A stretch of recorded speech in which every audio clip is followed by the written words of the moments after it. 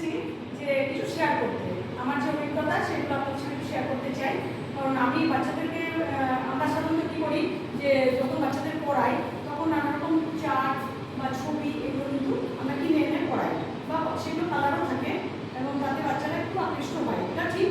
কিন্তু সেইটাকে যদি আরেকটু লাইভলি করার চেষ্টা করি তাহলে কিন্তু আরও বেশি অ্যাট্রাক্টিভ হবে এবং বাচ্চারা অনেক বেশি শিখতে পারবে এবং তাদের মধ্যে একটা আনন্দ আসবে যে আমরা এই জিনিসটা শিখবো।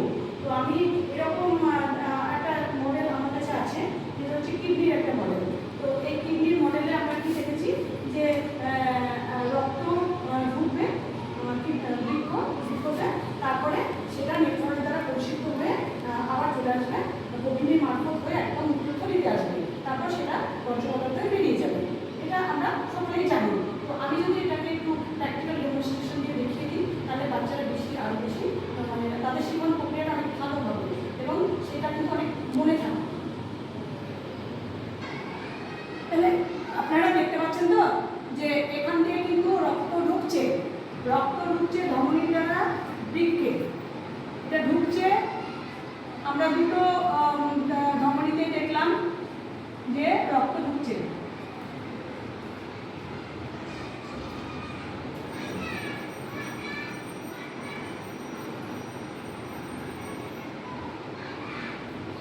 এবার রক্ত ঢুকে গেল, এবার রক্তটা নেফ্রনের দ্বারা পরিশুদ্ধ হয়ে এটা কিন্তু কি করছে বর্জ্য পদার্থ আকারে আমরা কি দেখতে পাচ্ছি বহিনী মারফত কিন্তু চলে আসবে। এটা চলে আসছে।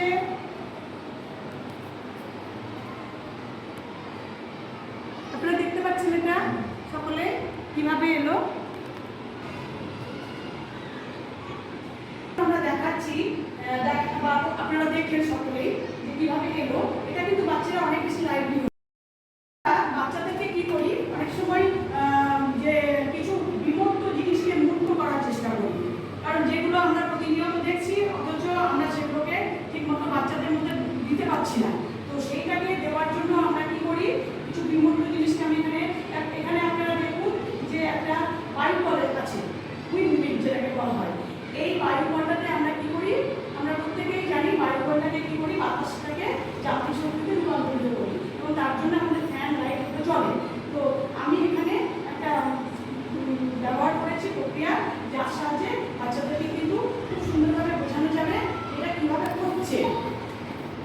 এখানে আপনারা দেখুন যে এই যে ফ্যানটা চলছে আর এখানে লাইটটা জ্বলছে। এটাতে কি হলো যে আমরা কিভাবে বায়ুপথটাকে ব্যবহার করছি। এটাতে কিন্তু বাচ্চাদের এই যে একটা বিমুক্ত বিষয়টাকে আমরা মুক্ত বিষয় করলাম, তাতে কিন্তু তাদের শিক্ষণ প্রক্রিয়াটা অনেক বেশি মজবুতি হলো এবং অনেক রকম চার্ট মডেল এরকম নানা রকমভাবে করায়। একটু অনুভব করালে কেমন হয়, তাহলে বাচ্চাদের খুব আনন্দ হবে। তো আমরা এখানে একটা ছক বানিয়েছি, শব্দ ছক।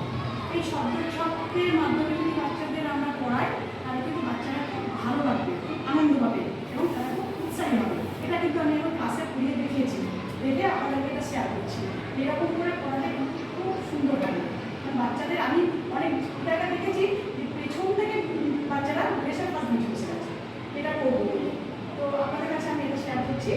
তো আমি এখানে ইতিহাসটাকে এভাবে পড়াচ্ছি শব্দ ছকের মাধ্যমে। তো শব্দ ছকের মাধ্যমে করতে গেলে আমি সূত্র দিয়ে দিয়েছি উপনিষ পাশাপাশি। তো সেই সূত্র অনুযায়ী এটাকে পূরণ করতে হবে। আশেপাশে আপনি একজন আসুন।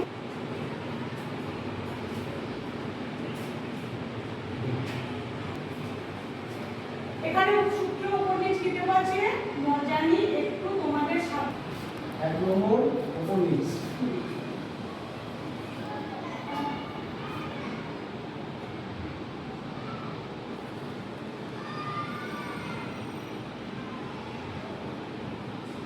ঠিক আছে নিজাম। তাহলে হায়দ্রাবাদের নবাব ছিল নিজাম। ফারুকসিয়ারের ব্যবসার তারে সূচ থেকে ভাগ হলো বাংলার ফল। 2 নম্বর পাশাপাশি, 2 নম্বরে উপনিষ।